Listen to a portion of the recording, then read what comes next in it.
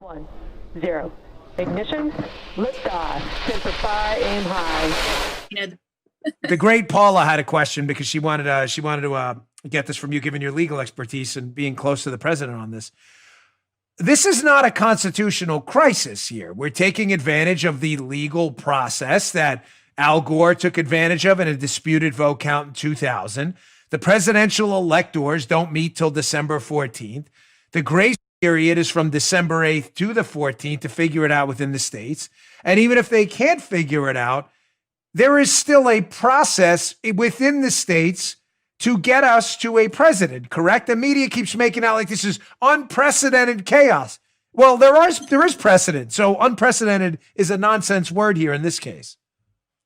Well, yeah, it's just trying to pretend that, this is just somehow some kind of mess that our founders couldn't have possibly contemplated. It's not like they weren't familiar with corruption, right? So I would encourage everyone to read Federalist 68 by Alexander Hamilton, and it talks about the mode of appointment of the United States president.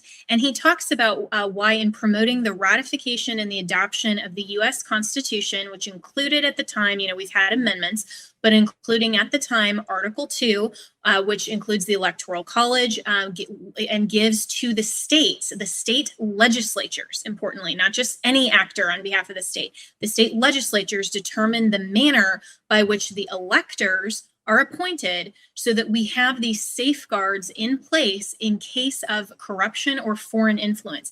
And Hamilton specifically talks about how it's so incredibly important to prevent against corruption in the mode of appointing our president. And that's why we have the Electoral College, to make sure that there isn't that kind of influence, because he was saying, wouldn't it be the creature that the foreign actors want to appoint as our chief magistrate to get influence into our United States of America? So even back at the adoption of the U.S. Constitution, they contemplated this. We have processes. It's only been 8 days since the election. We're uncovering a lot of stuff, fraud, irregularities. Exactly. Why? Everybody needs to calm down. It's been 8 days. The media, everybody needs to relax on the media side. We're good over here on the Trump side. I'm not worried about violence from conservatives ever. That's a leftist phenomenon. And what they're doing is it's one of these transference things where they're transferring their impulses onto us. Everything's okay. But I love the constitutional process and I find it fascinating, but let's ground it in real world right now. So let's say the Trump legal team, the campaign apparatus uncovers massive fraud in Pennsylvania, potentially enough. And I'm going to ask again Mayor Giuliani about Pennsylvania as well, where there seems to be a lot of shenanigans, so to say, enough that could potentially change the vote in the election. We produce these affidavits, eyewitnesses. So what would happen in the state of Pennsylvania if by December 8th, they legitimately can't figure out who won the state of Pennsylvania? Well, what happens there? Yeah, so in that eventuality, which is entirely possible given all kinds of things going on in Pennsylvania, if the election results are irredeemably compromised, we can't determine who is the victor legitimately, then there are a couple of ways that this could go. The most likely outcome is if a judge looking at this cannot fashion a remedy, which means, the judicial branch wants to make sure that they're not just overturning election results when they don't have to. If they can fashion a remedy that would preserve the integrity of the election and get to a legitimate outcome, they'll do that.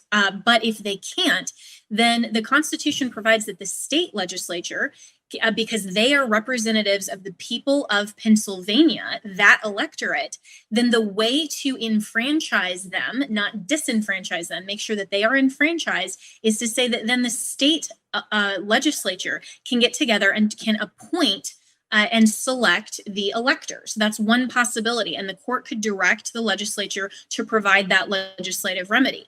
There is, and if this becomes more widespread than Pennsylvania, and there isn't a determined winner by January 20th, then the Constitution also provides that the U.S. House of Representatives then can determine who the next president will be. And that's important because it isn't just, it isn't every legislator, every representative at that point they get to vote. It's by It's by state. And so we have actually more Republicans in terms of the control of how that works constitutionally, in terms of how the House count would work under the Constitution. So if we get to the point where nobody gets 270, or we get to a point of irredeemable compromise on a large variety of states, then the House of Representatives could intervene at that point. So okay, so let's walk through this. So I want to go step by step. So let's say, for example, again, the evidence comes out that the Pennsylvania vote is compromised, that there was fraud they can't account for. I was asked before the show again by the legendary Paula, like, how do you prove fraud? I mean, if you have a bunch of affidavits that say ballots were changed, and there's no way to see, and there's no way to see, in fact, the change in the ballot because it was already processed and it was destroyed, you have to go by these affidavits, these sworn affidavits. That's all you have. I mean, it happens all the time in crimes. There's an eyewitness. I saw him rob a bank. Did anyone else see it? No, it's just me. So if it's compromised, the Pennsylvania state legislature, there by December 8th, there's a safe harbor.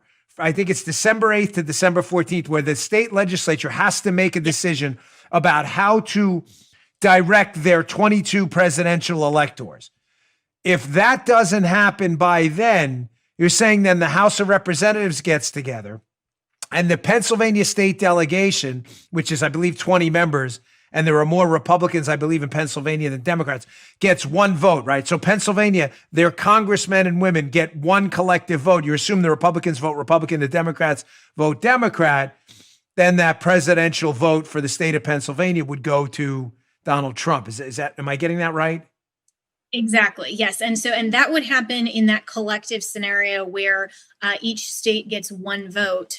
Then that would happen in the instance that there is no determined winner at all throughout the whole United States. So, for example, if at the end of the day we're still only dealing with states that Joe Biden still is at 270, and those states are certified, but Pennsylvania, they're irredeemably compromised, and at that point, it's not outcome determinative because he still has enough electoral votes. But this is where it matters because we're dealing with at least 6 states right now, and so I think that the map that shows that currently removing those 6 states from the count, neither President Trump or Joe Biden is at the 270 mark without those states being certified and actually knowing the legitimate results in those states. So that's where then it would go to the House of Representatives if neither candidate gets to 270.